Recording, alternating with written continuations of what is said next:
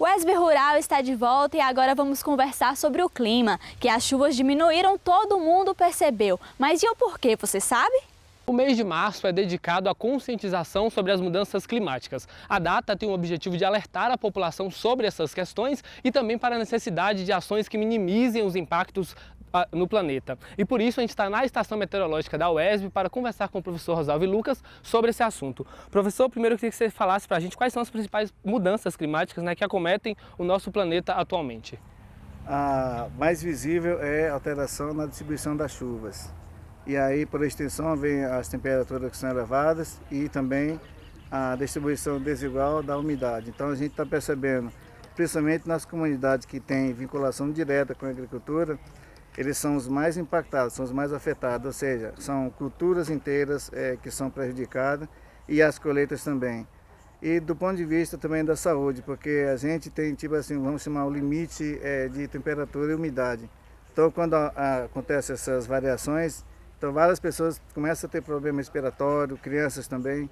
Então, como um todo, as mudanças climáticas elas estão afetando essa nossa sociedade. Agora, lembrando que a gente sempre teve essas mudanças ao longo da história. Agora, no momento, ela está mais visível, está assim, mais acentuada. E, assim, a longo prazo, as mudanças são pequenas, mas, porém, se for a gente estudar do ponto de vista localizado, elas são, assim, imensas e dá para a gente perceber. Professor, e qual que é a influência do homem, nessas mudanças? No caso da contribuição, a nossa principal contribuição é justamente na emissão de gás carbônico. Então, à medida que a gente vai queimando, por exemplo, madeiras, florestas e também combustíveis fósseis, a gente aumenta a quantidade de carbono na Terra e automaticamente esse carbono ele vai, junto com os fatores climáticos, aumentando a temperatura. Então, a nossa contribuição é imensa justamente nesse desequilíbrio desequilíbrio térmico e pluviométrico do planeta. Como o mês de março é um mês dedicado a essa conscientização, quais seriam as atitudes que nós devemos tomar para tentar minimizar um pouco esses efeitos? Olha, uma delas é, por exemplo, a manutenção da vegetação, porque a vegetação ela tem um fator assim, preponderante no equilíbrio térmico. E aí, lugares onde tem muita vegetação, florestas, ou plantada ou artificial ou natural, não importa, contanto tem vegetação.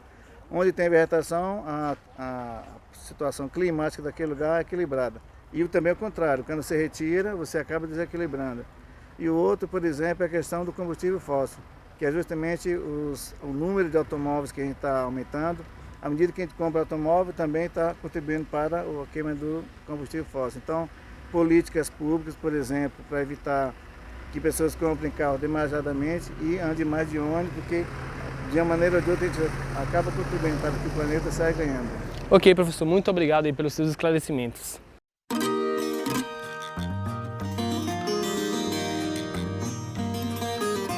A saca com 60 quilos do café despolpado está custando R$ 560 esta semana em Vitória da Conquista. A mesma quantidade do café bebida dura custa R$ 450 e o tipo Rio está sendo vendido por R$ 390. A arroba do boi gordo fecha a semana com média de preço de R$ 158 em Jequié e R$ 156 em Itapetinga. O litro do leite está sendo vendido a R$ 1,07 em Itapetinga e a R$ 1,05 em Vitória da Conquista. A arroba da carne de cabra está custando R$ 165 em Jequié. Agora a fruticultura. A caixa com 8 quilos do mamão está saindo a R$ 13 em Salvador. Já o centro da tangerina sai a R$ 35 em Juazeiro.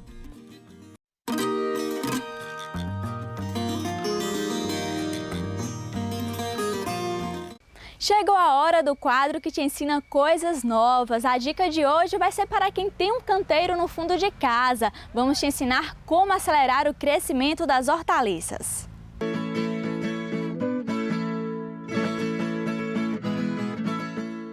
A dica de hoje é sobre como usar adubo para agilizar o crescimento de hortaliças.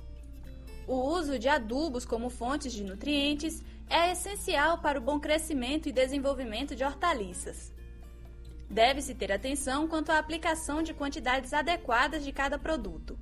Para saber a medida certa, realize a análise de solo e procure assistência técnica qualificada para mais orientações.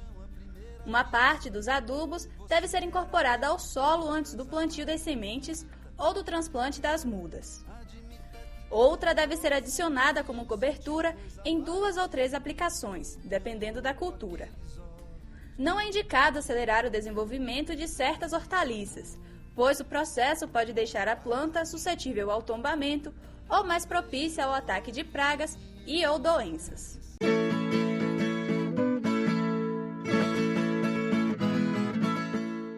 Se você ainda não tomou o café da manhã, esse é o momento, nós vamos a um breve intervalo.